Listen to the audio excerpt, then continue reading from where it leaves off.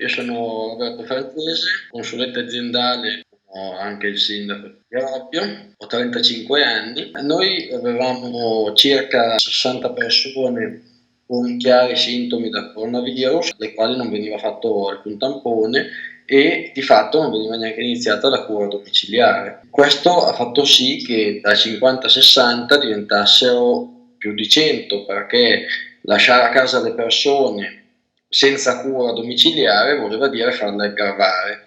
Farle aggravare vuol dire che qualche familiare le deve comunque assistere. Ci sono delle famiglie in cui sono andati poi in 4 in rianimazione, ne avevano uno solo malato all'inizio. Questo ha proprio fatto sì che non potessi più star fermo a guardare questa situazione che era veramente invivibile. Prima ho cercato di far fare i tamponi, ma non ce l'ho fatta, perché di tamponi domiciliari la ATS, la regione a Robbio, ne ha fatti 0. Gli unici che sono stati fatti sono stati quelli negli ospedali. Però quando uno arriva in ospedale è già messo veramente male, perché se per 2 settimane uno chiama il 112, chiama i numeri verdi, gli viene detto fino a quando non sarai grave o non avrai una grave crisi respiratoria, rimani a casa. Lasciare le persone a casa, se non vengono curate con i primi sintomi, vuol dire quasi condannarle a morte, oppure, anche se guariscono, comunque portano poi i chiari segni della malattia sui loro corpi, perché comunque non è una malattia leggera.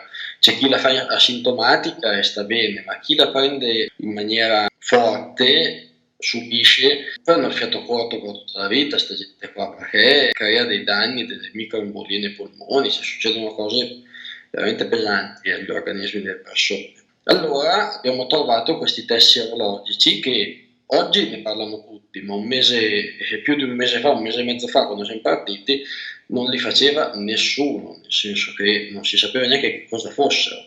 Però noi abbiamo visto questo test marchiato CE, quindi con una certa affidabilità, che ha una sensibilità mi sembra del 96,5%, è un buon test, e che è stato appunto selezionato ad esempio anche dalla regione Veneto, dalla Liguria. Tante realtà lo stavano prendendo e abbiamo cominciato a farlo. E fa sorridere, per non dire di peggio, quando si vede in televisione che dicono i casi stanno diminuendo, siamo pronti alla fine del lockdown. Come possiamo essere pronti se non sappiamo neanche i numeri veri? Cioè, prima bisognerebbe avere i numeri reali di questa emergenza, dopodiché si può iniziare a ragionare. Quindi abbiamo scoperto che 10 volte il numero dei positivi è realmente positivo. Abbiamo scoperto che ci sono tantissimi asintomatici, noi questo l'abbiamo scoperto un mese fa, l'80% sono sintomatici. E abbiamo scoperto anche che tanti hanno gli anticorpi altissimi. Questo non è, come dicono in televisione, la patente immunitaria, perché nessuno ci garantisce che non può essere ripreso il virus, anzi vediamo sempre di più che una persona può ammalarsi più volte. Però se uno è stato asintomatico, agli anticorpi altissimi, quindi l'ha già fatto e non ha avuto sintomi, non ha avuto problemi respiratori, eccetera, probabilmente se dovesse anche rifarlo, lo rifarebbe nelle stesse condizioni. Quindi noi abbiamo tutte queste aziende che l'hanno fatto fare a tutti i dipendenti. Da una parte ci sono i negativi che vadano avanti così, nel senso sempre con le precauzioni, sempre con le DPI, uscendo il meno possibile di casa, però sanno che sono negativi.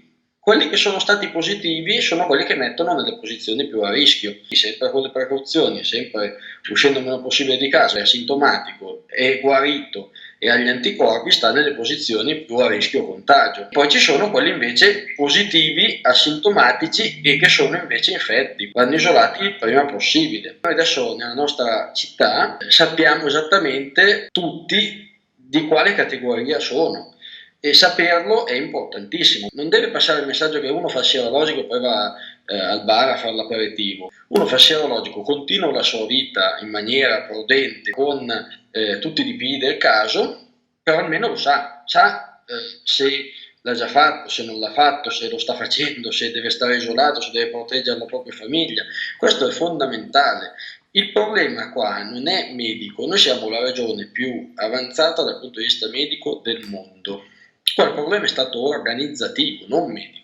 21 milioni di euro per un ospedale in fiera che è arrivato quando ormai ogni ospedale aveva aumentato le proprie terapie intensive e quindi non serve più, e non me la sento neanche di colpevolizzare chi comunque in una fase emergenziale ha preso delle decisioni, però dovrebbero anche poi capire quali sono le vere priorità. Se quei 21 milioni di euro li avessimo usati per fare tamponi e test alle persone, forse adesso non saremmo ancora in questa situazione. Adesso la nostra priorità deve essere quella di testare tutti per la programmazione della vita quotidiana in emergenza, sempre in semi-isolamento, ma un po' più consapevole. Secondo me la causa economica non esiste, nel senso che qua nella nostra piccola comunità di 6.000 persone, noi abbiamo detto chiunque non può o non vuole pagarlo va a fare il test e non lo paga.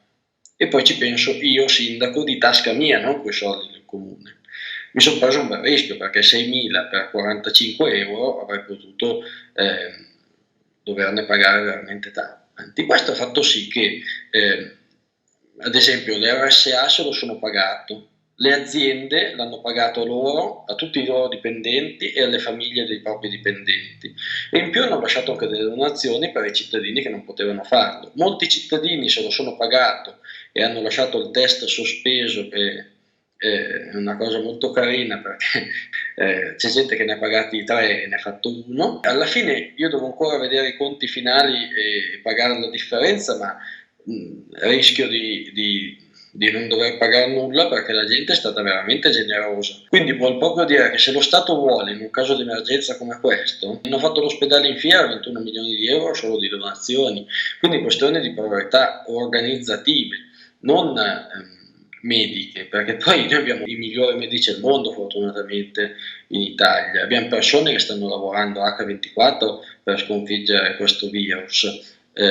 Bisogna metterli nelle condizioni di poterlo fare. Noi abbiamo anche distribuito 15.000 mascherine, chiunque può andare a vedere sul sito del comune di Robbio quante ne ha pagate il comune, 0, perché noi siamo partiti, ho comprato io le prime 1.000 e distribuendo a casa della gente ci hanno dato i soldi di offerte per comprarne 2.000.